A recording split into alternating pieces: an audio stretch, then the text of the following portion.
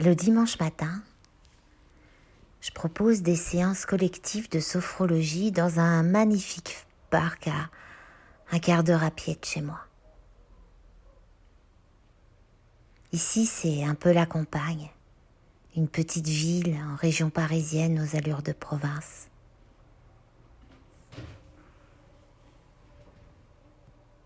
Quand j'y vais, j'aime passer par une petite rue pavée qui s'appelle Ernest Labbé et qui, comme son nom l'indique, mène à une jolie église. D'ailleurs, c'est totalement synchro là. L'église à côté de chez moi vient juste de sonner. Et cette route est l'un des chemins de Compostelle qui passe par l'Essonne. Cette semaine, je n'ai pas relancé de communication sur mes balades du dimanche. Et ce matin, il y avait un beau ciel bleu et 5 degrés au thermomètre. Et je sentais qu'en partant de chez moi, ce serait une balade en solo aujourd'hui. J'ai même pas pris mon tapis, juste ma gourde. Et je suis partie faire ma promenade.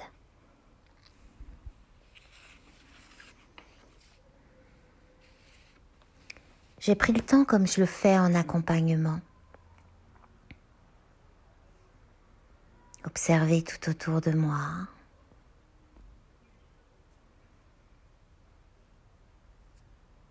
Et un arbre que je n'avais jamais remarqué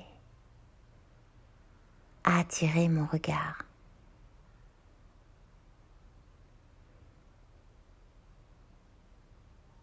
Un superbe bouleau qui faisait comme un parasol.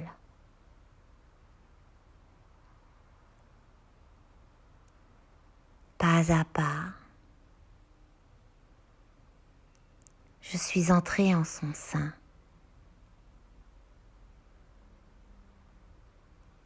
Je me suis baignée dans son énergie.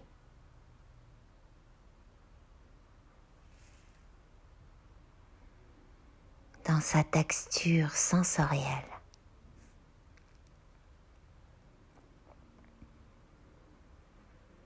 Ça peut paraître compliqué, ces mots, et c'est juste tout simple.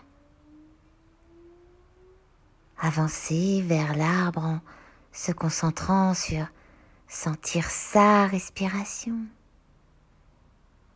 ces sensations qui parcourent son corps, sur la peau, au-dedans.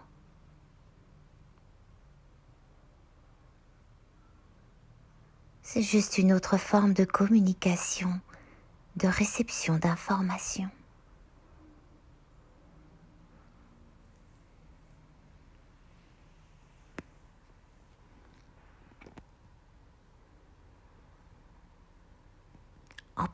En pénétrant dans son univers,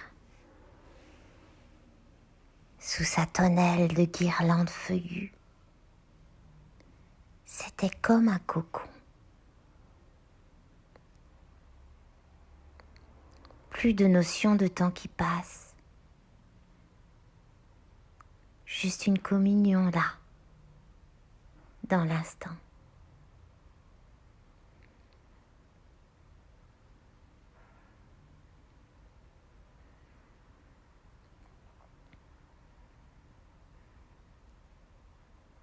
J'ai profité et puis je l'ai remercié.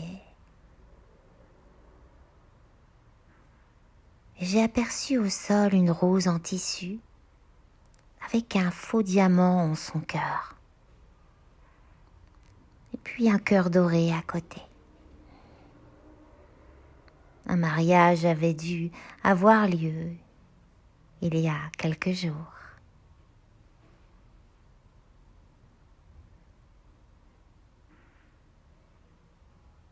J'ai continué ma balade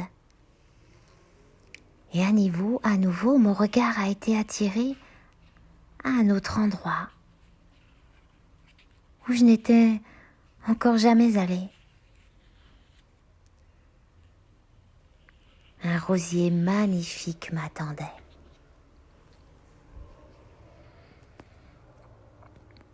Des roses au parfum divin.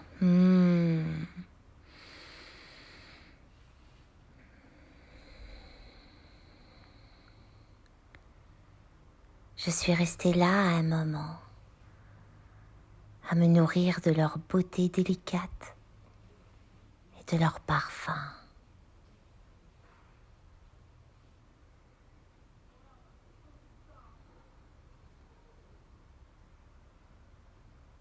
La fausse rose en tissu, puis les roses aux arômes enivrants. La ballade d'elle-même résonnait harmonieusement.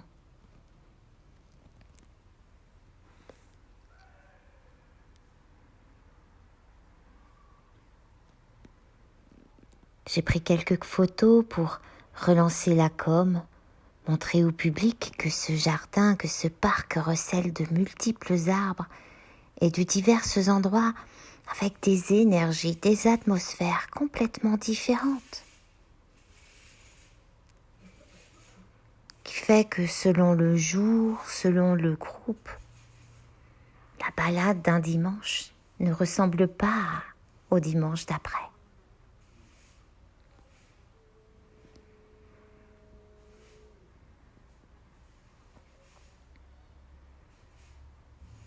Sur le chemin du retour, je suis allée jusqu'au pont qui traverse l'Orge. Là, il y avait une petite chicane de poules d'eau. La rivière et la lumière qui faisaient comme une danse sur le feuille des arbres gigantesques.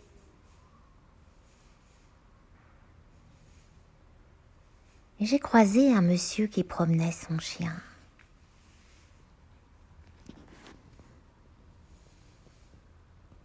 Je ne sais pas l'âge qu'il avait, 70, 80 ans.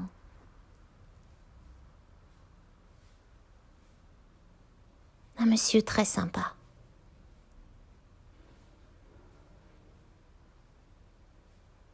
Il m'avait vu prendre des photos, s'est dit bonjour. Et la discussion s'est engagée, naturellement, simplement. Des amoureux de la nature se reconnaissant.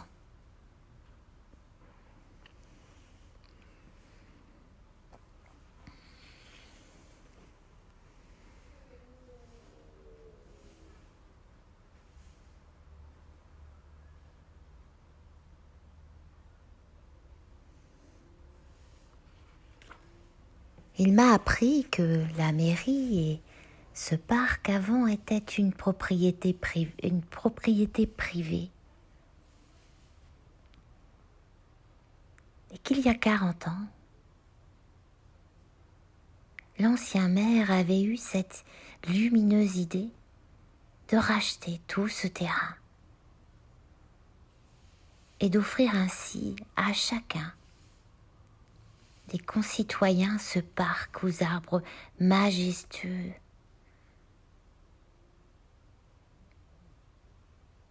Tant d'arbres divers et certains centenaires.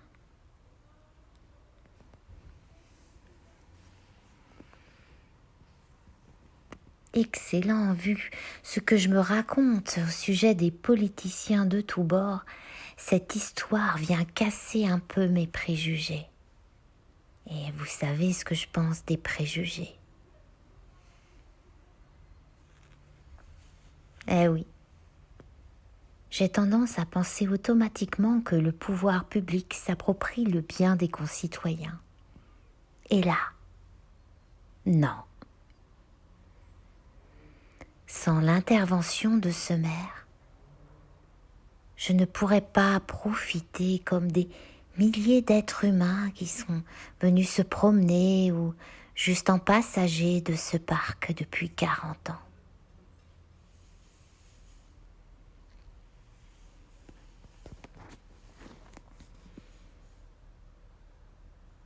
Et puis nous avons continué à papoter sur notre amour commun des animaux.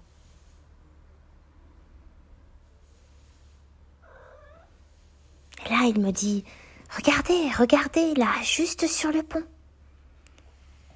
Il y avait un écureuil tout près de nous. Oh, c'était magnifique, superbe, roux, avec sa grande queue bien touffue. Quelle beauté, quel cadeau, une merveille.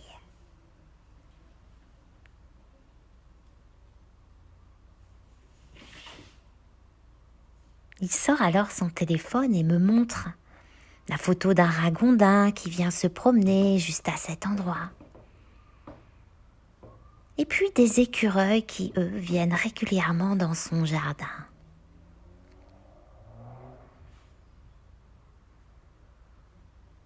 Eh oui, cet homme met à disposition des animaux quelques collations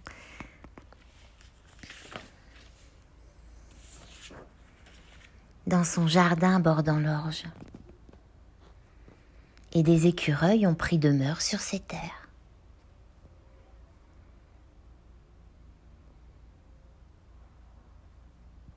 Nous sommes repartis chacun de notre côté et je me suis dit, bah oui, cet homme est un ami des écureuils. Le peuple des écureuils se sent en confiance près de lui. Et c'est logique qu'alors que je converse avec lui, l'écureuil s'approche de nous tout près, là. Ça me semble si cohérent.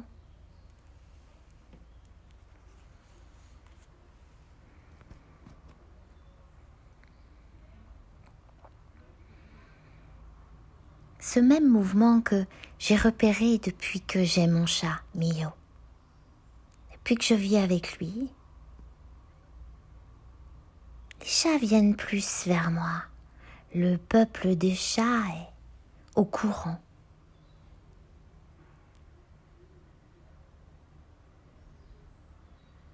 Que je suis en contact avec un chat dans ma vie.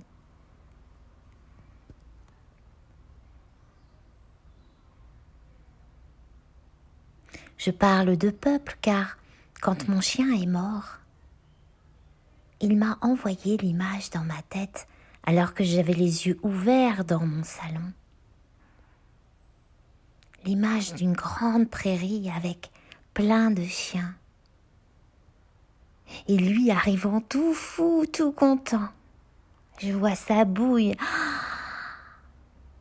Qu'est-ce que c'était beau, qu'est-ce que ça m'a réconforté. Quel cadeau, pareil, mais quel cadeau qu'il m'ait envoyé cette image. À la hauteur de l'amour nourri avec lui. Mon loulou, mon bimbo de son nom, avait rejoint ses congénères, le peuple des chiens.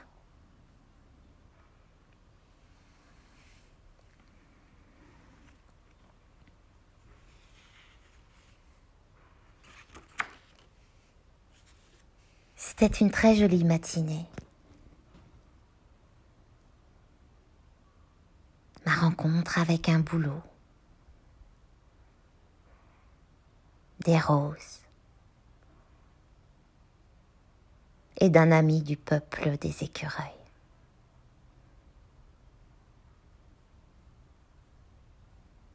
Oui, ce matin, c'était ma balade magique et elle m'a offert de beaux cadeaux.